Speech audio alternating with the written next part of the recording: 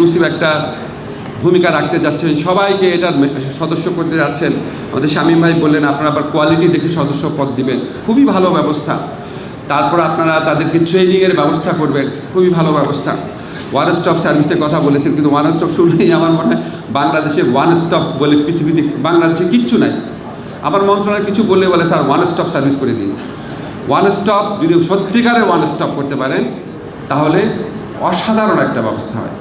নামে one stop লিখে দিলে ওয়ান স্টপ সার্ভিস, ওইখানে গিয়ে মানুষ বলে ওইখানে যান ওইখানে যান। মানুষ তো বোকা না, মানে আপনি তাকে অশ্রদ্ধা করছেন। প্রকৃত ওয়ান স্টপ করতে পারলে খুবই ভালো হবে। তারপরে রোগীদের বিমার চিকিৎসা বিমা, আমি মনে করি এটা অবশ্যই দরকার। সবসময় সবাইকে আপনারা বিনামূল্যে চিকিৎসা দিতে পারবেন না, এটা আমার মনে আছে শামীম ভাই আগেও বলতো যে রোগীদের বিমা দরকার। এটাকে খুবই একটা খুচরো ভাই আছে আপনাদের যারা সংস্কার বুঝে বিমা বুঝে, তাদের সাথে করে এমন একটা ব্যবস্থা করেন বড় লোকের উপর চাপটা যেন অনেক বেশি থাকে, গরিবের উপর চাপটা যেন কম থাকে। এইভাবে একটা বিমা ব্যবস্থা গড়ে তোলার চেষ্টা করেন। আমাদের একটু সংবিধান যদি দেখেন, 1972 সনে আমাদের সাংবিধানিক যাত্রা শুরু হয়েছিল। তখন একটা লাইন আছে দেখবেন, আর্টিকেল 18-এ বলা হয়েছে রাষ্ট্রের প্রাথমিক যে দায়িত্ব, তার মধ্যে দুইটা দায়িত্বের কথা বলেছে।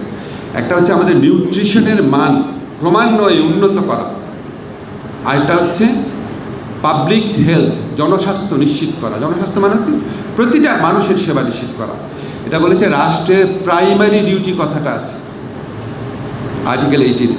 আর্টিকেল 15-এ বলেছে আমাদের 5টা যে বেসিক চাহিদা, প্রত্যেকটা নাগরিক বেসিক চাহিদা, তার মধ্যে একটা হচ্ছে হেলথ কেয়ার। এটা আমরা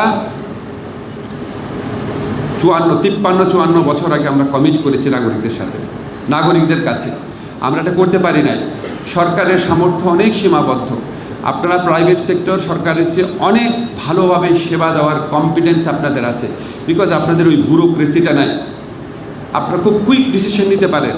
আপনারা সবচেয়ে ভালো ডাক্তার নার্সকে অতিরিক্ত বেতন দিয়ে রাখতে পারেন, প্রাইভেট সেক্টরের পাবলিক সেক্টরের পারে না।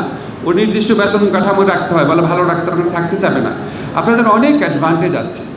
আমার খালি অনুরোধ, আপনারা এখন থেকে শুধু প্রফিট যা করেন ওখান থেকে 10% রিইনভেস্ট করার জন্য, আমার কর্মকর্তার মন ভালো করার জন্য, হসপিটালে খাবারটা ভালো করার জন্য, হসপিটালে পরিষ্কার পরিচ্ছন্নতা বৃদ্ধি করার জন্য 10% প্রফিটটা যদি খালি ওইখানে বিনিয়োগ করেন, আপনাদের ইনশাআল্লাহ আরও প্রফিট হবে।